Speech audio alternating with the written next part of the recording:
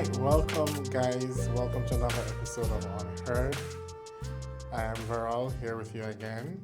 I'm Jason. All right, so we had an awesome episode last time, and we hope to continue in the same vein. This week is just Jason and I. We're gonna be just talking about some stuff. Yeah. We have a topic in mind, and we'll get to it. But first, there's something I want to share. I don't know what you're going to say. Okay, yeah, good. All right, I wouldn't call it an identity crisis at all. It was just something that took me off guard. It happened. I arrived to somewhere, Okay. parked and everything, got out of the car, and as I was approaching the building, there was a fellow male out in the space, and I said, I greeted the person. I think it was morning, so I said good morning. And the person responded, which is great. The person responded and said, "Morning, uncle." I was legit taken aback for a moment because uncle? Uncle? Unk. Yeah. That was the first time.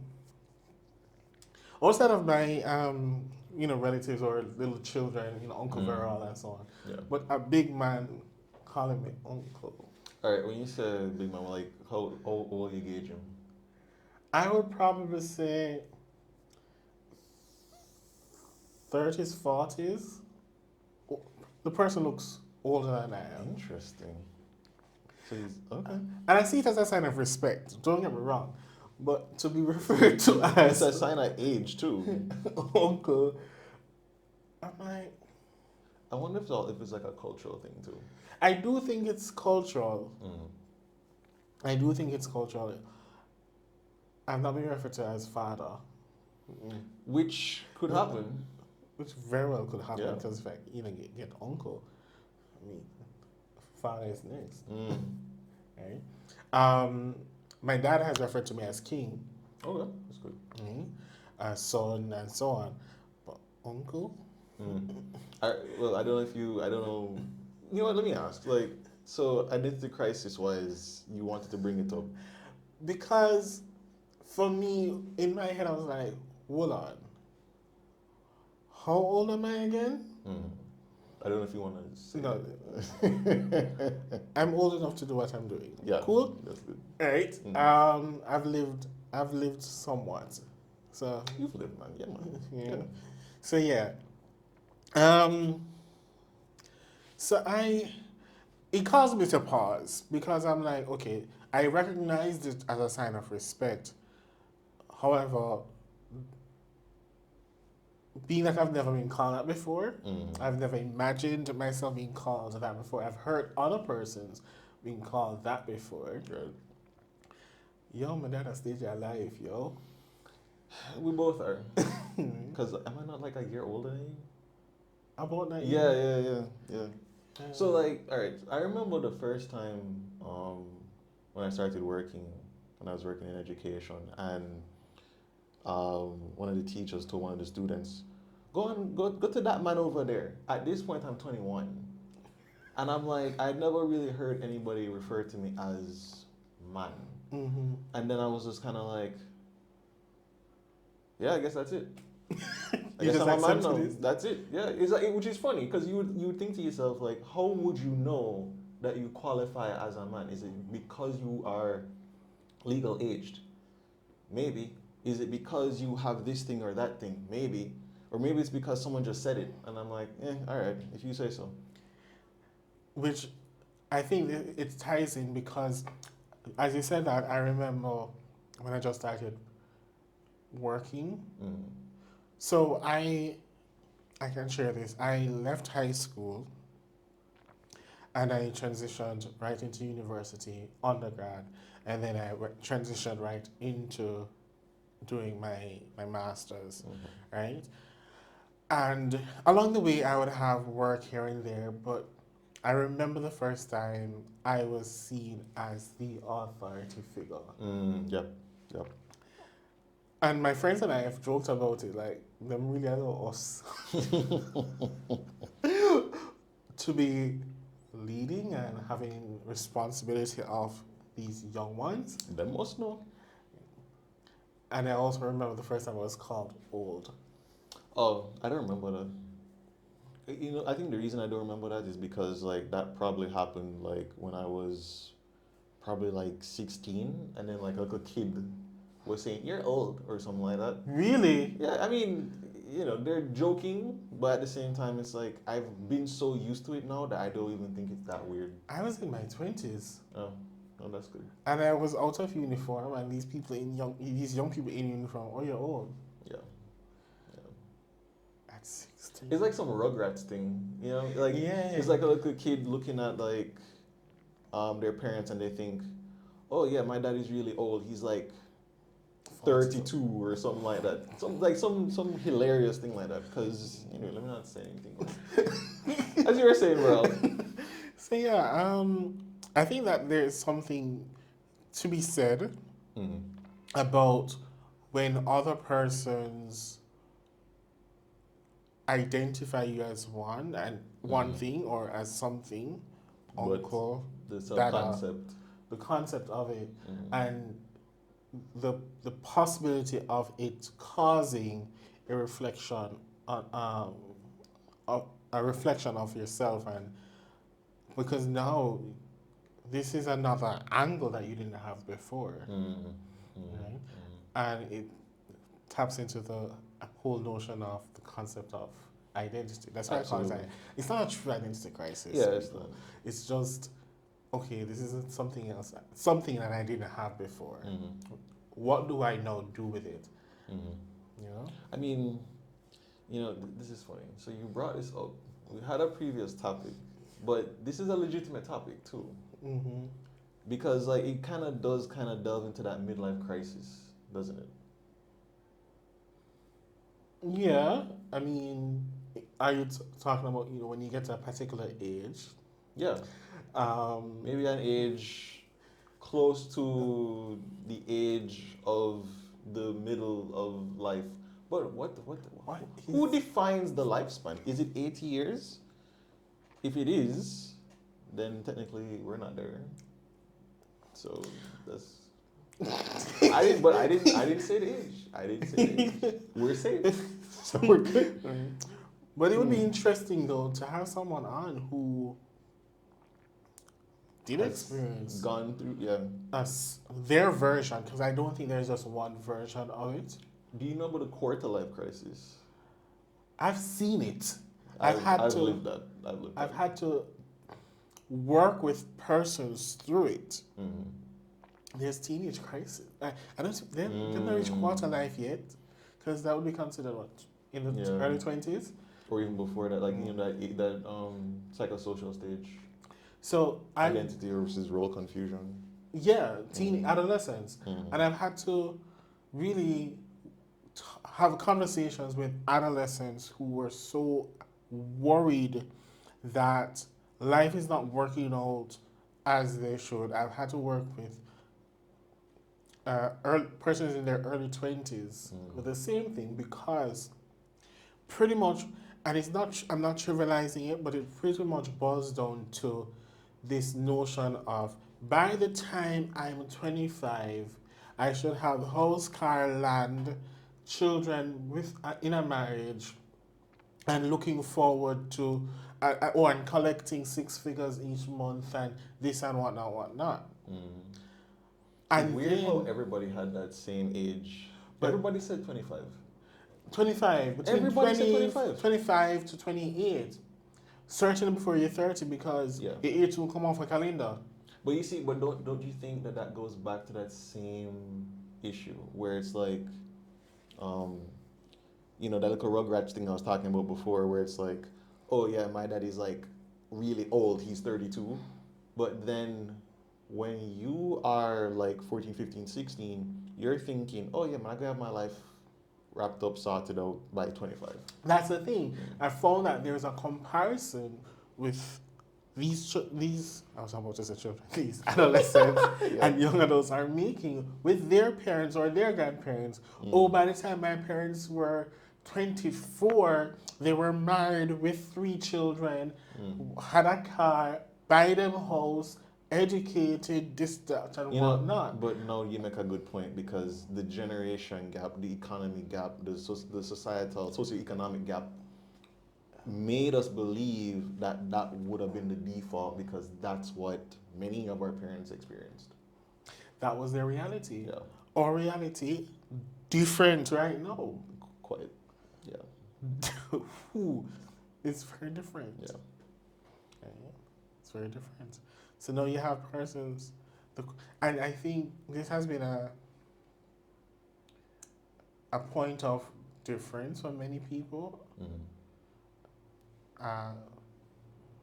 between the generations within a specific age range or demographic, if you will. The decision to have children, both for males and females. Oh, yeah, absolutely. There are persons my age, persons in their 20s have said, or age, persons You or already age. gave it away, because you said persons our age, persons in their 20s, so it's like, okay, well. And have said that, you know, their parents are timing it. So when the grandkids coming, I need you to have grandkids before I die. And you're looking like, well, I can't even take care of myself. Like, have you seen these bills? Have you seen the tuition for reputable schools? I mean, have you seen the cost of daycare, diaper, see, I feeding? haven't even checked that one yet. So. Right? Yeah. So there is that financial calculation that happens, and then you have some person that are like, no, everybody should have a child. Well, children bring you joy. You feel so much better because now you have somebody to live for. As men, it is a sign of your masculinity to bring forth life. Right? As a woman, it's the same. It's a sign of your womanhood to bring forth life. And so there's this internal back and forth thing that some persons I find do with this decision, whether or not they should have children or whatever. I'm trying to find something to speak to with regards to that. I mean, okay, so we both do not have children, but at the same time, it's a legitimate question when you get to a particular age. Definitely. Because now you're thinking to yourself, okay, if you have children a little later on in life, what are the repercussions of that? Because let's face it, you might need to keep up physically, and if you maybe feel like that's going to be a difficult thing, like, oh, I want to run up and down with my children, then and there's a challenge in doing so, you might put it off. Oh, let me get more in shape. You might be in shape enough, but you have an insecurity that that's not the case, and so you need to do more. Oh, no, we need to work on myself more. So I'm not ready to be a father because I'm not good enough, not understanding that I'm not financially stable enough. That too, but in terms of just like the personality stuff or mentally or whatever, some people feel like I have to become more than what I am, rather than understanding that you're not really gonna be ready. It's something you learn, and it's really your attitude to being a father, to being a mother, to being a parent, that will then help you to then learn those skills. Because there are some people who they had to figure it out when they were teenagers, and they were able to do so successfully. That is true, but I think a part of it goes to mindset. I think you mentioned that mindset, because if you have the mindset that, okay, I will try my best to do right, and I do think that most parents, they parent from a space of love. I genuinely believe that they parent based on what they think is right. Yeah. Unfortunately, it doesn't always translate into peace and harmony. Some children do get hurt. Parents themselves get hurt in the process. Yeah. But I think that having some level of awareness. The ideal situation, I think, is for everybody, parents, to have that level of awareness, to recognize, okay, I don't have this. How can I learn? How should I go about? How can I assess myself and do things differently? Which would mean tapping into help that is possibly available. You're going to need to find the help so that you can get furnished with the skills or the knowledge necessary to be the best parent you can be. Do you have resources in mind? Like off the top of your head? Off the top of my head, there is the National Parenting Commission in Jamaica that assists. I do believe that spaces like CPFSA, parents can call and get some amount of guidance as to how to go about challenging situations that they may have. I don't think CPFSA is Child Protection and Family Services Agencies, so I would like to believe, I think that it goes beyond just reporting of children who are being abused, right? Which is the stereotype, unfortunately. Right. And CPFSA, from my interaction with the agency, is not all about just tearing families apart. They want to see families together. They want to support families. It'd be easier. So much easier. Yeah. So it's interesting how that morphed into.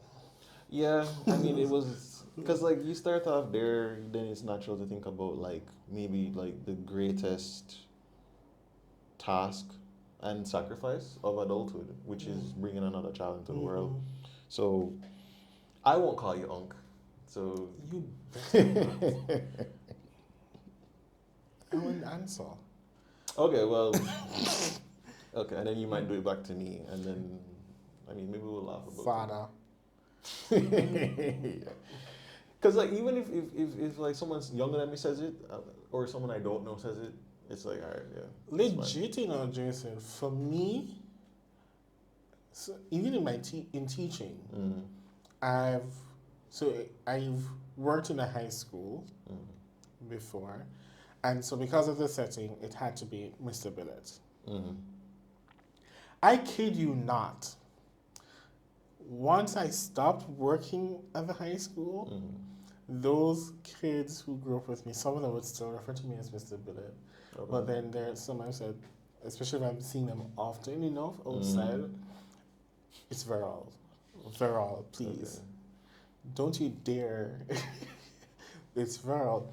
And in my teaching of adults, I've always said to my students, you can call me Verol. It doesn't have to be sir. It doesn't have to be Mr. Billett. Verol is completely fine. Because for me, as long as there's mutual respect, I'm fine. And I don't think it's disrespectful to refer to me as my first name. That is on my birth certificate. It's your name. It's your name. Yeah. Right. And I think you can know when there is a tone of disrespect when somebody's calling you a particular way, you get me? So, but Verol is fine. Okay. All right, so we did have, as I said, we did have a previous topic. And this topic came about because of... Actually, didn't get the backstory, you know. Oh, it came about because, again, back to social media, I have seen it repeatedly being said by both men and women. I've heard it. You've heard it as well. I've heard it, yeah. And I think in the last episode, you alluded to a particular individual on a particular program saying it, right? And what is that statement again? Oh, men don't love women? Men don't love women. I've heard men don't love women and men don't like women. And for me, it's a very general statement to say, but from my experience, in the contexts in which I've heard it, it was within a part of their conversation where they're saying, based on how they have seen men treat women, it has led them to believe that men don't like or don't love women, though they are with women. Yeah. Jason laughs. So this is the thing. This topic is, I'll admit, is one of my favorite topics. Interesting. Yeah, I really didn't want to admit that, but I'm gonna be transparent because I just think there's so much hypocrisy on both sides when it comes to this. And Do tell. Yeah, because like for me, it's like, all right. So I'll break it down this way. Do men love women? Depends on what you mean. Because on the one hand, you're going to see a man like basically like throw out the red carpet for his model. That's a woman. But you might see how he treats his spouse or girlfriend in a more disrespectful way. But then for his daughter, it's red carpet again. So then you have to question, is it really how they're treating, is the treatment that women experience based in what men believe women want? Sexually, romantically, right? The notion of she wants a bad man, right? Now, am I going to be a bad man to my daughter or mother or grandmother or auntie or my sister? I don't have to. Why would I do that? I'm not trying to look them. But in the context of looking a woman, with the notion that has been pushed through media, pushed through society, pushed through personal experience even, I would say. Some people genuinely saw where they gave they were like old school romantics. Oh, here's the flowers and the chocolates and the ray and the tea and the ray tea tea. And it didn't necessarily garner love, which is maybe you could say maybe a problem, because it's like maybe it's not a problem. But at the same time, when that person flips or they observe other guys who get women and they see how they treat them, and it's like it's a lot more detached, dare I say avoidant, and they see, oh, but she's responding to that, and then the dude tries it and it works. Now you have a customer for life in terms of buying into this. Yeah, don't love them too much, even though it started off as, I actually admire this woman or this girl, and so now but they think I can't love her too much because if I do that, I'm not gonna get her. Interesting. Very interesting. So you're basically tapping into the whole concept of men modeling other men in terms of achieving the goal of getting a girl or getting the woman they want.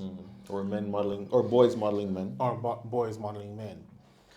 All right, and then, but based on how you explained a while ago, it would also suggest that women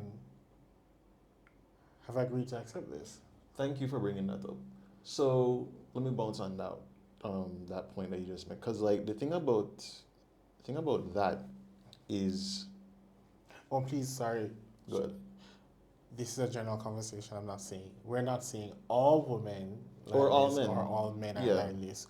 We're just commenting on a phenomenon, the topic, this question or statement that has been said in this space. Right. So the thing about it is, it goes back to love, that real concept, but also experience, right?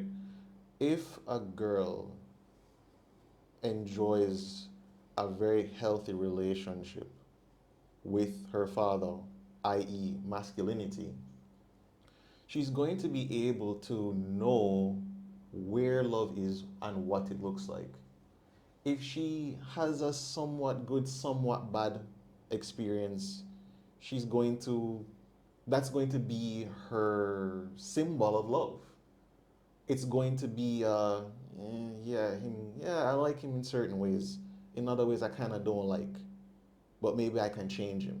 Because many daughters, many sons will be like, look, I don't really love how I'm being treated at home. Maybe there's something I can do to get my parent to treat me more lovingly, right? Or just to give me any attention at all. Or to give me any attention, because I may not be getting any at all. It may just like flat out be neglect, right? And so then now, is it really that strange that, and again, it's not even just women, it's men too.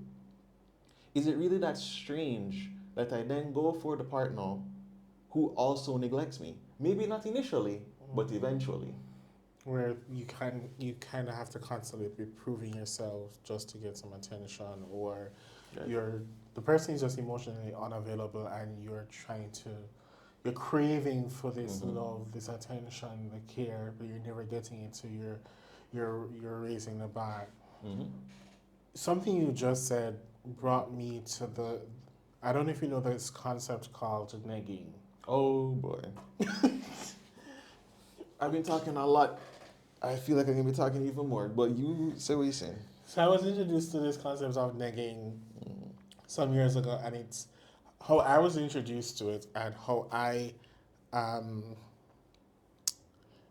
my interaction with the concept is more coming from males. And it's pretty much where a male would see a girl that he likes, and instead of complimenting her because he likes her, he would find something to nitpick at and basically desire. And then that would get her attention, kind of knock her self-esteem a little bit, and bring her down to his level in a sense. And then that would cause a conversation, and then him get the girl. That's his essentially, objective. yeah. Because it's like a negative compliment. It's like you're pointing out something nice about her, but you have to say something negative about it too. It's like you like how she dressed, but it's like you could have done a little more, but it's alright. So, for example, if I see a girl that I like, and I walk past her, and I say to her, "Wow, your cologne or your perfume smells really good, but it's doing too much. You're overwhelming the room." Yeah, that's a good one. Because the whole goal of it is to basically prey on a girl's insecurities, right? Now, if a girl that has if a girl with good self confidence, high self esteem, hears that, in one ear out the other, she don't care, because she can tell, oh, but you just dissed me. It doesn't matter if you were trying to be nice. You could have just been nice. You could have just been kind. But instead, you chose to point out something nice and then say something mean right after, right? Or say something mean, but then try and dress it up nice. She's gonna know, oh, this is not a compliment. You're just trying to get my attention by being mean. Some girls fall for that. The girls that fall for that are the girls that have low self-esteem. Or is it that they really have low self-esteem, or is that a situation where this person was able to tap into that's one source of insecurity? Let me be more specific. Yes, that particular insecurity would knock them because they actually have that insecurity. But I think the reason I say low self-esteem and make it more global is that a lot of the times you can't specifically know what someone's insecurity is. So if you point out like the perfume or the dress or the earring or the height even, anything really, anything, here, anything, she's gonna maybe feel a way about that. You will not know until you just try. So, thinking about the Jamaican space or Jamaican women, again, not all women, but I'm thinking about a situation where a man go up to a woman and basically give her a backhanded compliment, right? though she knows she look good, right? Wouldn't she still cuss him out? Wouldn't that still give him attention? I would say she would, if she really is confident and doesn't have that insecurity. She might even cuss him out. She might actually just ignore him. Like, why even expend any energy to someone who really doesn't deserve it? I'd love to. Women, if you're listening, please comment. How would you handle negging? Right? How would you handle negging? I'm really curious. All right, so when we started this podcast, there was a question in terms of like how much we share about the past, right? For me, I'm like, look, if it helps somebody, I will talk about myself. So like these days, the kids, they're into like the red pill stuff. Red pill? Yeah. So basically, right, like the Matrix, right? We have the blue pill and the red pill.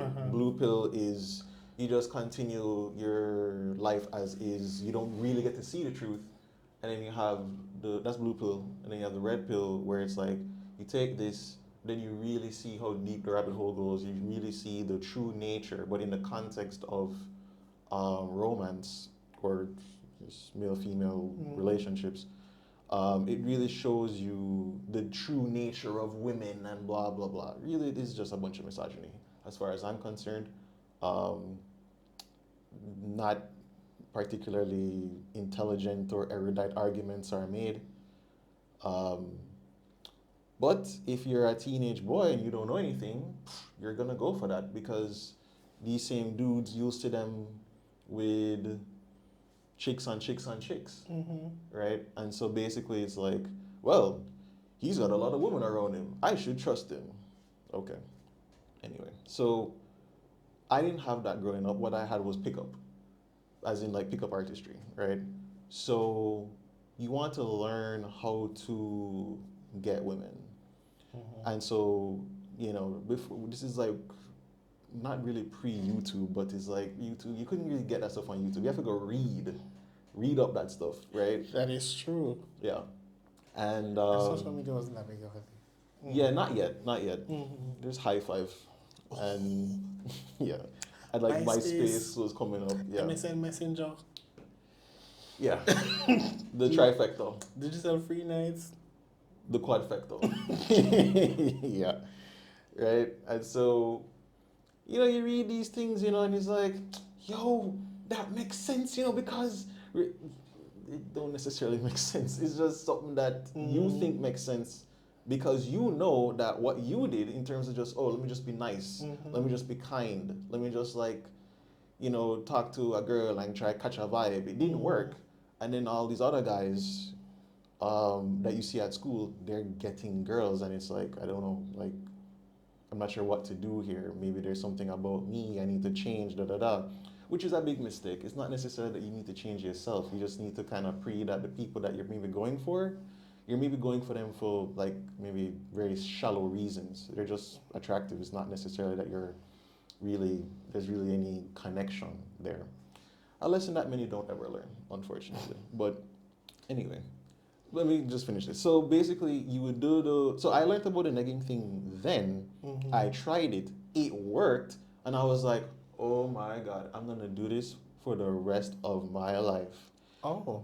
I should not have done it for the rest. I didn't do it for the rest of my life. I'm still alive. But that's when I realized, because I tried it once when I was trying to get into a relationship with this girl. I was having a horrible year. Yeah, bad year. But I was going to do it here because I thought that I could get what I wanted from her. It didn't work, and that was when it clicked. Oh, you have high self-esteem. That's why it won't work. Oh, so then that means like the other girls didn't have high self-esteem. Oh, but the type of person, if the type of person that this works on has low self-esteem, does that mean that the type of person that would even do this in the first place, does he have low self-esteem? The answer is yes. I had low self-esteem. Hold on. Question. Time out. You mapped this out in your head from back then, adolescent Jason? You know, or that it started making sense later on? I had the pieces there. And I think, I can't really remember for certain, but I knew for sure, this won't work on women or girls with high self-esteem. Maybe later on, the self-reflection came because it would be quite remarkable if it was, that was like, yo, you had a gift and you didn't even know. But I knew then to just kind of stop, like for good, like not trying to use it because I could tell, what I could tell was that I was definitely being manipulative. That was the thing that was like clear as day. And so for me, it was just really simple. Like, yo, even if she didn't feel hurt, I was still super disrespectful. And I still think that she was probably hurt by that statement. As a matter of fact, and I'll be really honest with you, I didn't get over that till like 2020. Oh. Yeah, because it was something that it would just pop into my mind, what I said. Not that I even remember word for word what I said, but I remember how I felt, the rage and just like the attempt to try and control, and it was just something that I was just like, when I felt it, I felt hideous, and I'll be even more honest here. I remember and I actually didn't do it face to face. I did it online on MSN Messenger. Yeah. So when you brought it up, I was like, Verol don't know what I'm just doing. You don't know, but it's alright. I'll talk about it. But yeah, so basically, what I walked by the mirror in my room and I couldn't even recognize myself. So I'm curious. You see, you didn't get over it in 2020. You don't have to answer, but how did you get over it? Like, did you have to apologize to her because of all? I don't know where in the world she is now. Okay. But what I had to do was just kind of just face it, because the thought would pop up and I would just escape. Just pressing escape on the keyboard every single time, because it's such a nasty feeling. So you don't want to feel it. It's kind of natural that you'd want to escape such a negative feeling. And also, it didn't really fit my self-concept. I was still Christian at this point, and thinking to myself like, yo, this is not a Christian thing to do, and all this other stuff. Like, who am I? What have I become? But that's the thing. When you look at that, like the red pill stuff of today and the pickup artistry stuff of years ago, let's not date ourselves, right? It's like we kind of already did with mentioning things like hindsight, but cool. Yeah, because we don't say MSN Messenger, so like that's been over. So yeah, but it's just a situation where it was just. It was 2020. I woke up. It was like really early in the morning, and I was like, yo, Jason, you gonna give it now or what? Because we might as well just do it now. COVID, and you were locked to so you had to deal with the demons. I think maybe it was COVID for real. If it wasn't COVID, it was right before. COVID, okay. Yeah. See, you mentioned some things. A few things were running through my head. I was reflecting on my own experience during my high school years, and there was a strong push to align yourself with females. I went to an all-boys school, and so it was an honor to have friends, female friends at all-girls schools, right? Yeah. And meeting up with other persons and linking up and having those conversations. So mentioning the social media spaces during that time, you're connecting with people from different schools, and you're bridging out a girl that goes to a particular school. You will interact and meet their friends and that sort of thing. Big thing, man. Yeah. Right? Your sister goes to this school, you get to know your sister friend somewhat, and so on. It was an interesting dynamic, but for me, what I can recall was that at that time, I couldn't bring myself to being I can remember not being able to be disrespectful towards females and not being able to get to a point where I'm going to be using a female for my own benefit. If I liked a girl, I liked a girl. It was genuine, right? But what I would see among my peers, I would see them using girls having multiple females and so on. But it just felt like, oh, it's just a man thing to do. It's just a male thing to do. To be disrespectful. To have multiple women. Oh. Right. But at the same time, there's an awareness that not all men will have multiple women. There are some who don't want to be in a relationship even at that time.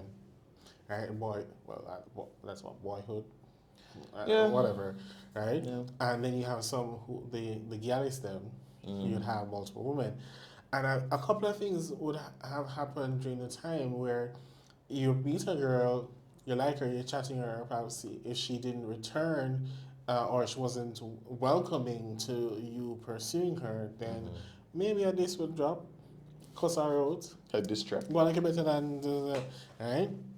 And that sort of thing. But for me, in my head, I remember having times where I wouldn't want my sister to be treated like this. Yeah. Right? Yeah. Yeah, I remember having that. It's something that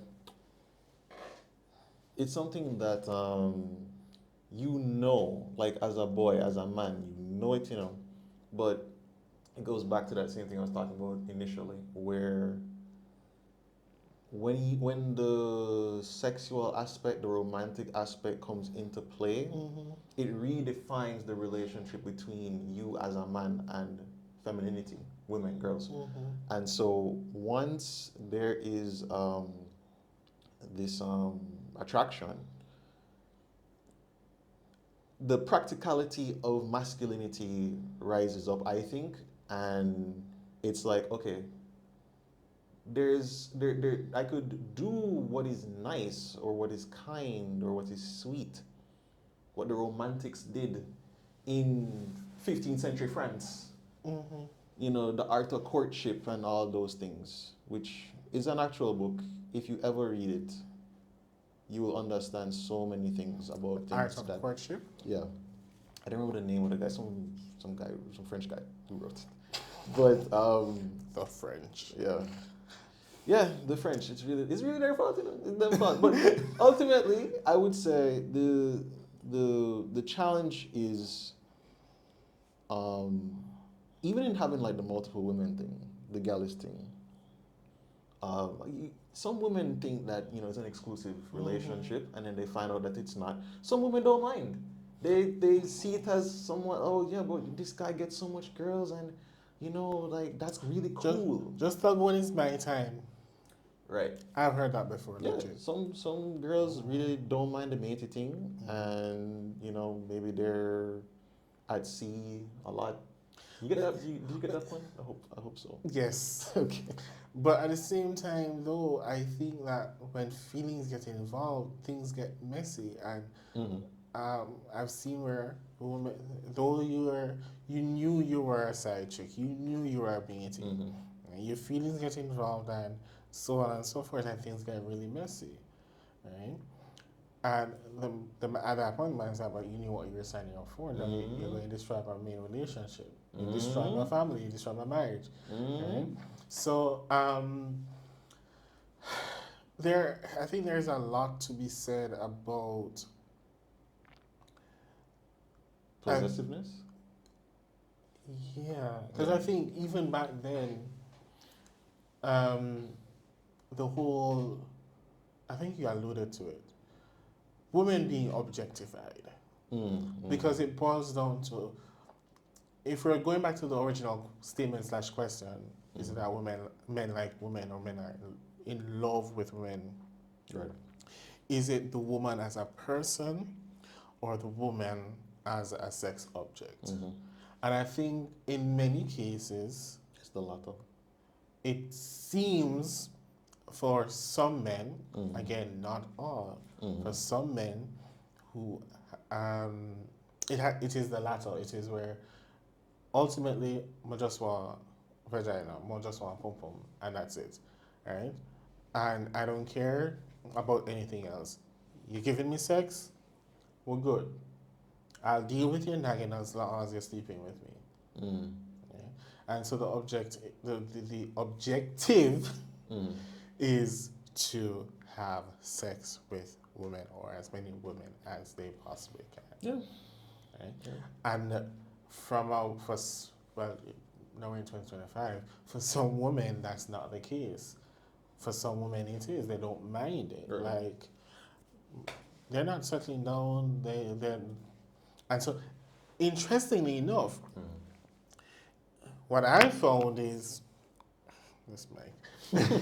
What I found is that, when in some cases, if a woman does the same thing that the man does, so the man, let's say a man has multiple women. One of the women finds out that he has multiple women. She thought she was the only one, and said, "All right, cool, tit for tat." Quite so. Yeah. Hell no. Yeah, it's a different Because standard. you can't do the same thing that I do. It's hypocritical. Which is what I said. And as I've heard men say this, them can't take it when a woman give them money. No.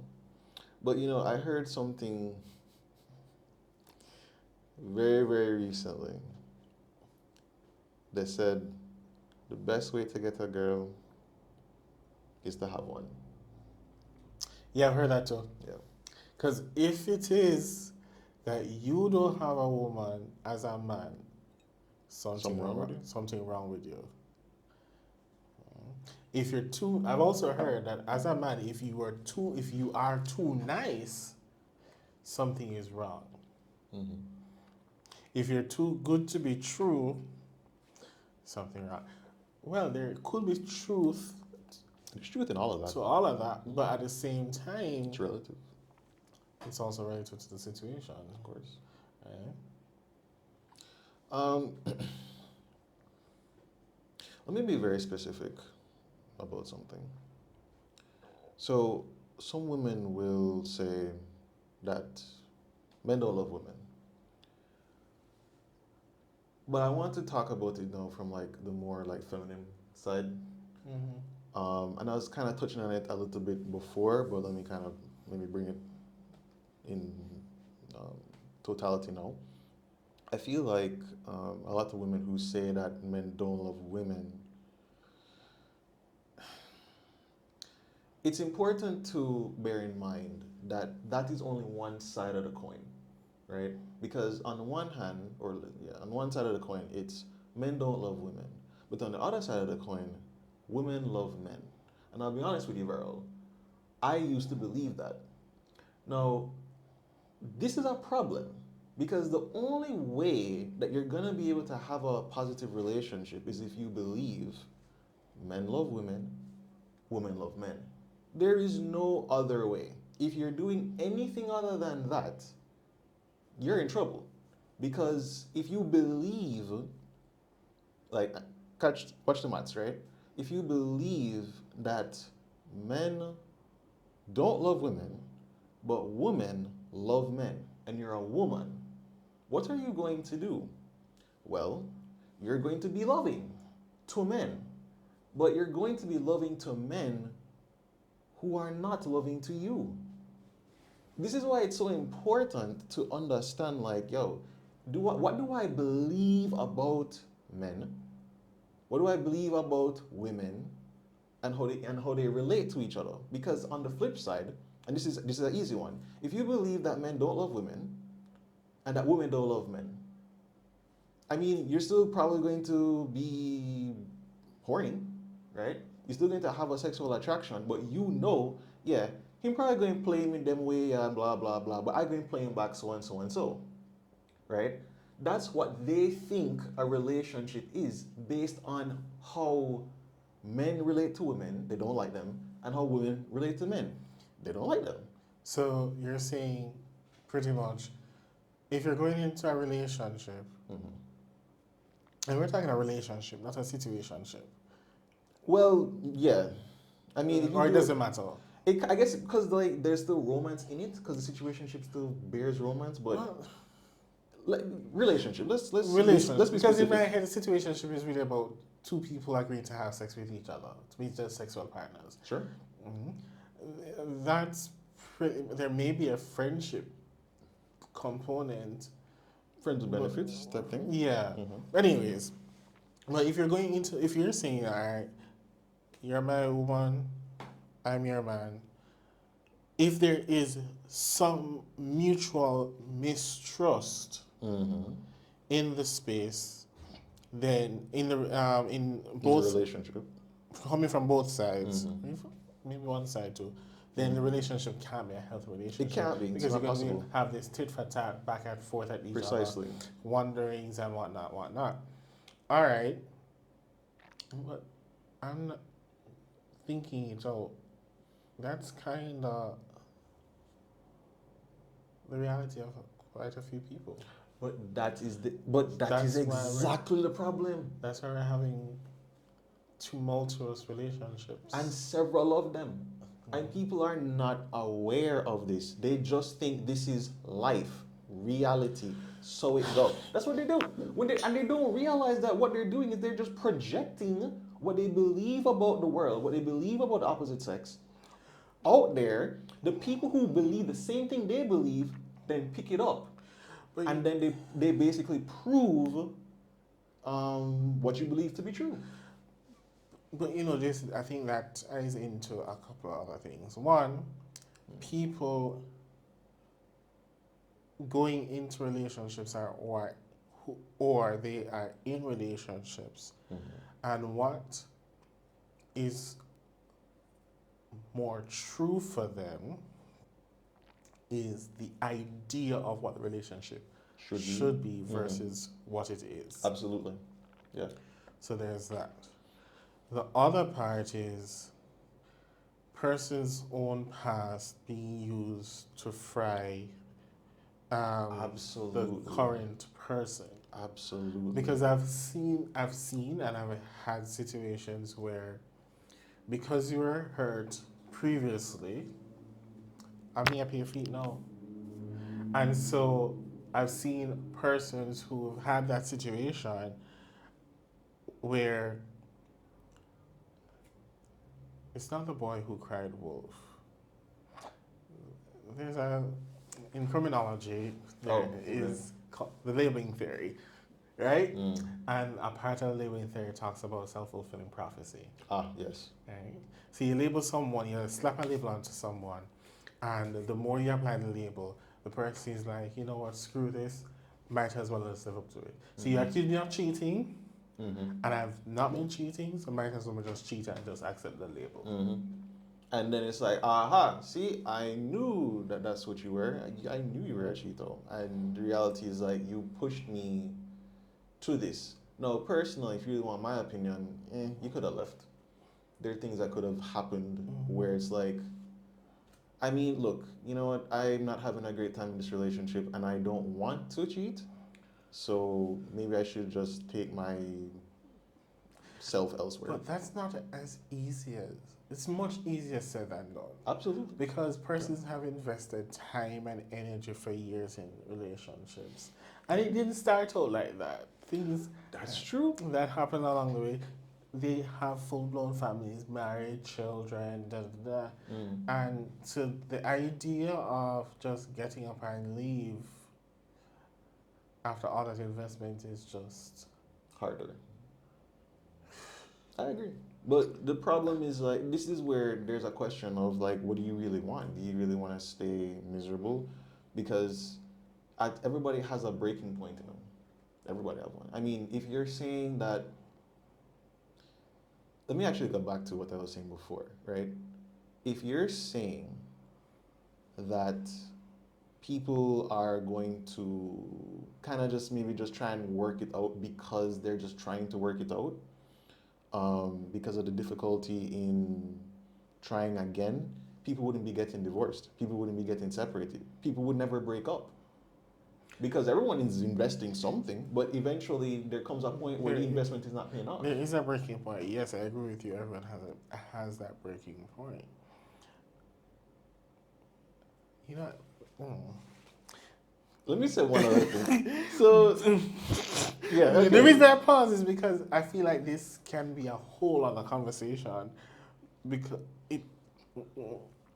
there's so many things to tease out right here. There's a lot, bro. Yeah. I'm telling you. That's why I had wanted to kind of talk about it from that standpoint of like that two-sided coin of if you believe and you make a good point when you talk about like the expectations versus the reality, what you want versus what actually is.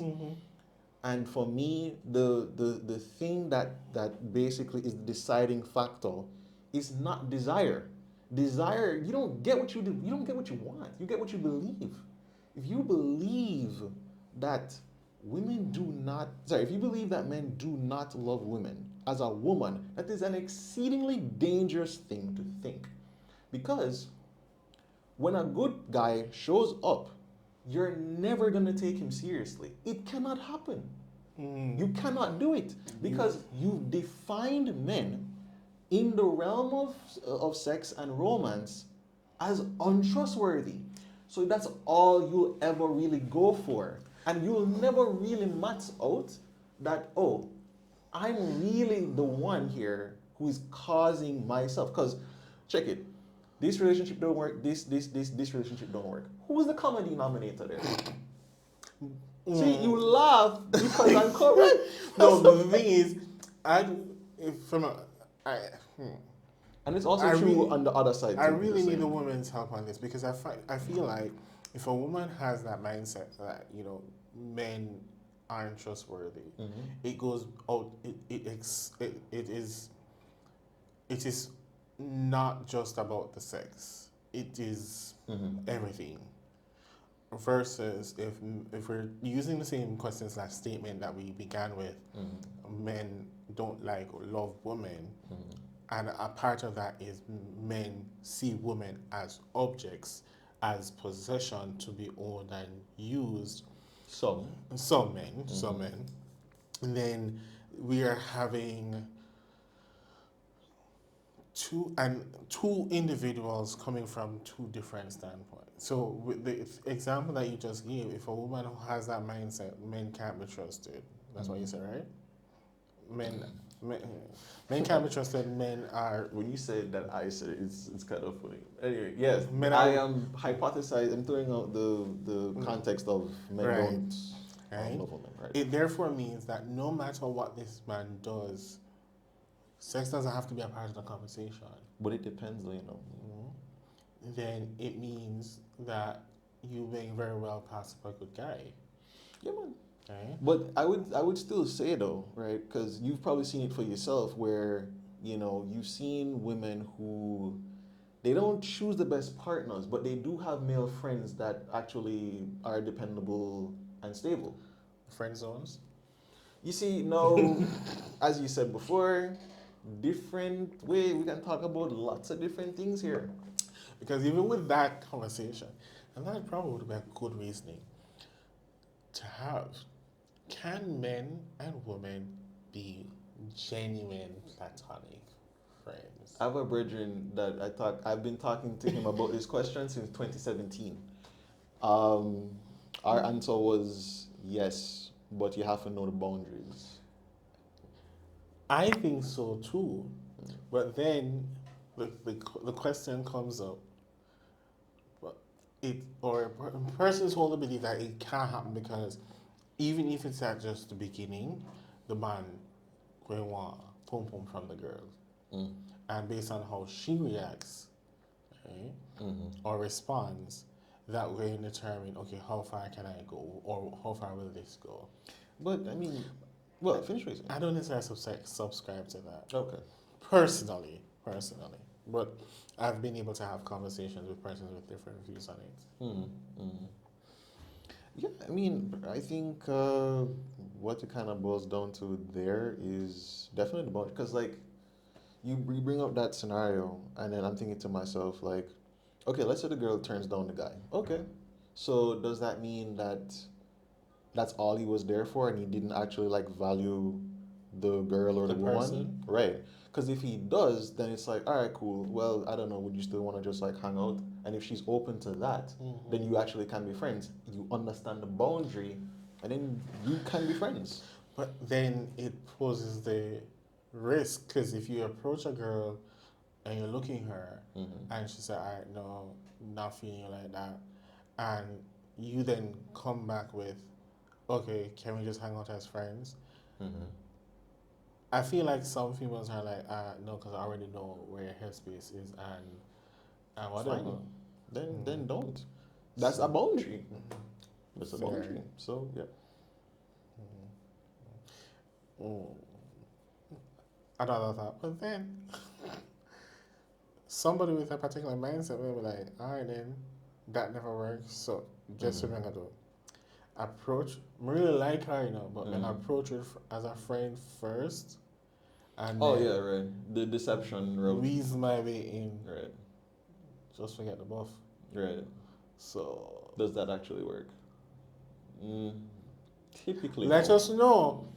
Yeah, let us know. I mean, the case studies say no, it doesn't tend to work. All right, so what do we want to say? I have so much more. Do men really? All right, let's change. Let's Let's add actually one answer that. word. Let's add one word. Do some men really love women or hate women? Like, answer it? I can answer it. You have an answer? Yeah, I have an answer. I mean, here's the thing. The only way you can love somebody is to know them. If it's really just about sex, you don't really love the woman. You just love sex. Obviously, that's the case. So if you don't care about this person's hopes and dreams, you don't care about their fears, you don't care about their life, you don't care about their background, you don't care about where they want to go. You don't care about the person. You don't care about the person. Then you don't love them, You obviously. You love sex. It's not that complicated, It's really not. But you start out, if you're willing to get to know the person, I think a part of it too is knowing yourself too. Absolutely. Because how you going to know how to gauge this person if you don't know your own boundaries, your own interests, your own dreams, your own life, your own fears, where you want to go, where you want to avoid? How you going to know? Years ago, I was listening to a program, I think it was on television or radio, and the host asked a question. A psychologist was on, and the psychologist said, when somebody says to you that they love you, you should ask them, what do they mean by love? And if their response doesn't match your definition of love, or there's not enough overlap, run. Run. Right? It wasn't Esther Perel, was it? No. Oh, okay. It was a local program. Oh, okay. It was a local program. And you should run. And I'm like, Because it's also, and we need to understand that love alone, saying that I love you can't run a relationship, can't make a relationship work. No, but it is a very important factor. Yes, caring about somebody deeply in such a way that they feel it is very important. Yeah. Not doing lip service alone, not. Oh, absolutely not. No. Yeah. And I think that's part of the issue too. Persons will tell people that they love them, but in action it's not matching. And to be fair, in some cases, it may genuinely be that this individual genuinely loves this person, but they don't have it to give them in such a way that it makes sense to the other person. And the reason that they don't have it to give is, well, I guess it would be multiple factors. Multiple factors. Like they don't know themselves, as you said, Or it's really just about the body? Their the body, their own stuff that they haven't worked through, which is inhibiting that flow of energy outward. I think it is just something that we need to really reflect on. And you can't listen, you see this love situation, this love argument. That's what I say, you know. That's what I say. Who? That's why you have to look at it both sides. You have to. There's just no way around it, because, you know, if you believe, you know, men love women, women love men, you really stand a good chance. But if you really are out here believing that men don't love women, you believe that, you go out there and you tell people that, and that's your gospel, you're screwed, and you're messing up a whole bunch of other people. It's just, and then you have the men out there who say women don't love men. No, of course, that's definitely true. There are some women who don't love men. That's a fact. They've been hurt by men and now don't love them. It's the same thing with men. They've been hurt by women and now they don't love women. But again, we go back to the same hypocrisy. They're both guilty and don't want to just own the fact that they're both guilty. So how are you going to really be able to be like fingers? Exactly. So then, oh, you don't take accountability. No, you don't take accountability. That's how neither of you take accountability. That's how you have what I call the tit for tat phenomenon. Yeah. I keep my hands close to my chest. I'm guided. So you're doing the same. All right. I'm watching what you do, so I can do it or try to do it better than you. There you go. And so the love relationship is really one of fear. Yep. Yeah. Don't want to be hurt. Right? And the whole, that takes up more and more and more and more of the nature of the relationship. The love just gets absolutely choked out. And fear is just there to just blossom and just corrupt and erode the connection that is there. You know, so where does it start from? Well, you might not have had a great relationship with your mom. You might have had a great relationship with your dad. And then, as a result, it gives rise to... It happen, or it can happen later in life because of later other... in life. But I think wherever it started is still you needing to figure things out for yourself. Absolutely. You have to forgive. If that is the case. We should do an episode about this whole forgiveness situation. I know David spoke about it in the last episode, but I think we can do a deep dives into this whole forgiveness situation. But yeah, so do some men love women? Yes. Do some men show that they aren't necessarily lovers of women, but probably more lovers of sex or lovers of being dominant? They're lusters. Lusters, yes. Can we say the same thing about women in these cases? Yeah, I've met women who are genuine lovers of men in multiple ways, not just sexually, but they support men. I've also met women who are like, I don't need a man, I just need penis. There you go. Right? So they just want to have sex with men. And I've met women who are like, I want nothing to do with men. Yep. So they're all out there. I would suggest that as people, we strive to see and value people, but know yourself first. Facts. Know yourself first, figure out what works, and you know what I advocate for? What's that? And probably this is a tall ask. Okay. People being honest. Right? Oh, that's hard, bro. Right?